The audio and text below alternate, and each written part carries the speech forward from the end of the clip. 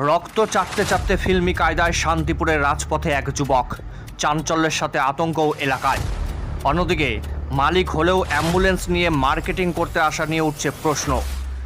দাঁড়িয়ে থাকা অ্যাম্বুলেন্সের কাছে সজোরে ঘুষি, এরপর মাথা দিয়ে জানালার কাচ ভাঙা। সেক্ষেত্রেও কপাল হলো ক্ষতবিক্ষত, হাত কেটে অঝরে পড়ছে রক্ত। আর সেই রক্ত ফিল্মি কায়দায় খেতে খেতে এগিয়ে চলেছে এক যুবক। শান্তিপুরের প্রধান রাজপথ দিয়ে এই দৃশ্য দেখে পথচারীরা কেউ পালাচ্ছেন ছিটকে, কেউ বা দূর থেকে উকি মেরে দেখছেন। তবে সামাজিক দায়িত্ব পূরণে ওই যুবককে ধরতে লাইব্রেরির মাঠের সামনে একটি কম্পিউটার দোকান থেকে ছুটে আসেন এক কর্মী।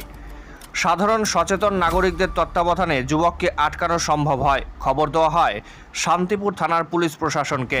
তারা এসে জানতে পারেন ওই যুবকের নাম দীপ মণ্ডল, বাবার নাম যুগল মণ্ডল, কালনা খেজুর বাগানে বাড়ি। তবে নেশার আসক্তি আর না হলে মানসিক বিকৃতিযুক্ত ওই যুবক জানাচ্ছেন স্থানীয় একটি চায়ের দোকানে কেউ তার সাথে খারাপ ব্যবহার করেছে, আর তার ফলই নাকি পাবলিক লাইব্রেরির উল্টো দিকে রাস্তার পাশে দাঁড়িয়ে থাকা এই অ্যাম্বুলেন্সের ওপর রাগ মিটিয়েছে সে।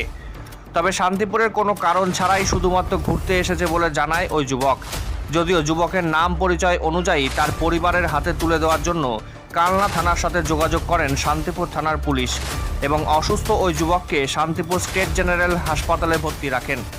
অন্যদিকে ওই অ্যাম্বুলেন্সের গায়ে থাকা ঘোষ অ্যাম্বুলেন্স সার্ভিস ফোন নম্বরে ফোন করলে জানা যায় অ্যাম্বুলেন্সটি শিলিগুড়ি থেকে এসেছে, তবে তারা শান্তিপুর তাঁতশাড়ির হাটে কাপড় কিনতে গেছেন। কাজ ভাঙার খবর পেয়েই ছুটে আসেন তারা। জানান পাশেই একটি বেসরকারি লজে তারা জানিয়েছিলেন রাস্তার পাশে গাড়িটি রাখার জন্য।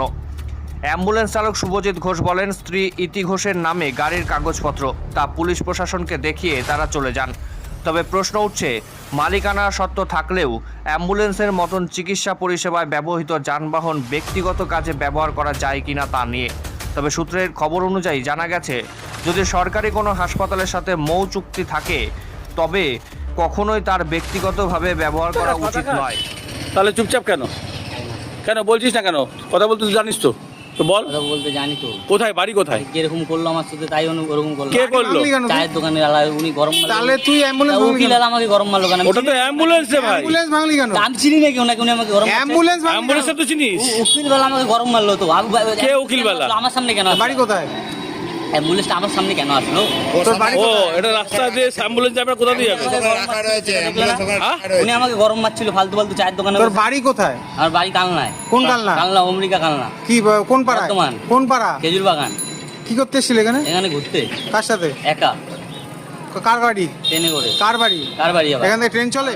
রাস্তায় লাইন আমি স্টেশন থেকে আসলাম তো এইমাত্র। হ্যাঁ, তো এখান থেকে ট্রেন চলে? এইমাত্র রাস্তা দিয়ে যাচ্ছিলাম, চা খেতে ঢুকলাম যখন তখন উনি নিয়ে গেছে। কি নাম তোমার? নাম কি? তোর নাম? আমার নাম দীপ। দীপ কি? হ্যাঁ, মণ্ডল। দীপ মণ্ডল। হ্যাঁ। কিসে পড়িস? ফোর ক্লাস শান্তিপুরে ছিলাম। শান্তিপুরে কি কাজে এসছো আজকে? শান্তিপুরে কোনো কাজে আসিনি আজকে। এমনি এমনি ঘুরতে চলে এলে? চলে এসেছি। ও পিছনে ব্যাগে কি আছে? সে ব্যাগে জাম প্যান্ট রয়েছে, শুধু জাম প্যান্ট। জামা প্যান্ট নিয়ে বেরিয়ে পড়েছো? কি কারণে? কি কারণ? এমনি ঘুরতে এসেছি। এমনি এমনি করে ঘুরে বেড়ায় নাকি মানুষ? আমি কালনা চলে যাবো এমনি এমনি?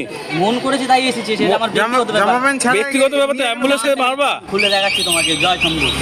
অ্যাম্বুলেন্সকে মারছো কেন তুমি সেটা বলো। ফোনটা লাগাও, ফোনটা লাগাও।